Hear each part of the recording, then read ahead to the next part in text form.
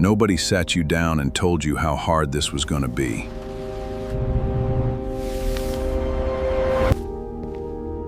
They kept moving. They showed up. They provided. They protected.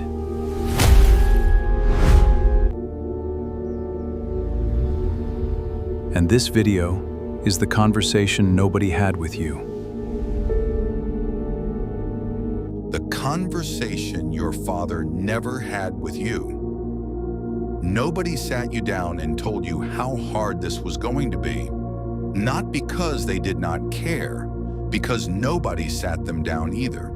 There is a specific kind of knowledge that should pass between generations, not textbook knowledge, not career advice, not the practical information about taxes and mortgages and how to negotiate a salary. But the other kind, the kind that says, there will be days when you do everything correctly and still lose.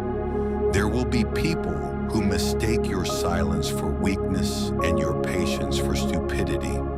There will be moments when the weight of everything you are carrying, everything you never talk about, becomes so heavy that you will not know what to do with it. And that is not failure. That is just life, as it actually is. Nobody told you that. Not because the information did not exist, because the men who came before you were also never told. And so they did what they had been taught to do with the things they did not know how to say. They kept moving. They showed up. They provided. They protected. And they carried everything else in the silence between those things, hoping you would somehow figure out what they never could. You are still figuring it out. And this video is the conversation nobody had with you. Here is what they should have told you. Your feelings are not weakness, not the anger you do not know what to do with, not the loneliness you feel in rooms full of people, not the grief that arrives without warning for things you cannot even name, not the fear that sits underneath everything, the fear that no matter how hard you work, it will never quite be enough. Those are not character flaws. Those are the things every man feels, and almost no man says out loud. Because somewhere, early, you learned that saying them out loud was dangerous, that showing what was happening inside you gave people something to use against you, that the safest version of strength was the version that needed nothing. And so you built that version and you got very good at it. And it worked in the sense that people stopped worrying about you, in the sense that you became the reliable one, the stable one, the one who has it handled. But here is what nobody told you about that version of strength.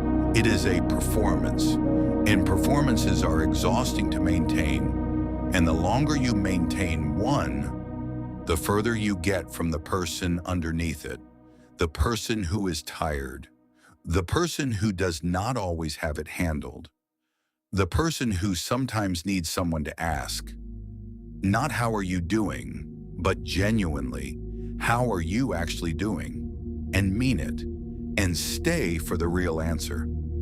They should have told you that needing that is not weakness. It is the most human thing there is. Here is what I want to tell you now. Not as motivation, not as a strategy, not as something to implement or action or optimize. Just is the thing that should have been said. You are allowed to be tired, not performatively tired, not the kind of tired you mentioned so people know you are working hard, actually tired, the kind that lives in your chest after years of showing up for everyone, while quietly wondering if anyone would show up for you. You are allowed to not have it figured out. You do not have to present a version of yourself that is further along than you actually are. You do not have to know the next move. You do not have to have recovered from the thing you have not recovered from yet. You are allowed to be exactly where you are. You are allowed to want more than this, without that wanting making you ungrateful for what you have. You are allowed to feel the distance between the life you are living and the life you imagined, without that distance being a verdict on your worth. Jim Rohn said, "Take care of your body. It is the only place you have to live." And I want to extend that. Take care of the person inside the performance, because he has been running on very little for a very long time. The conversation your father never had with you was not his fault. He was doing what he was taught, and you have been doing the same. But the chain ends somewhere. It can end here, with you understanding that the silence you inherited was never supposed to be permanent, that what you carry was always meant to be spoken, and that speaking it to yourself first is not the end of your strength. It is, finally, the beginning of it. If this is the kind of honest conversation you have been looking for, I make one of these every week. You know where to find me.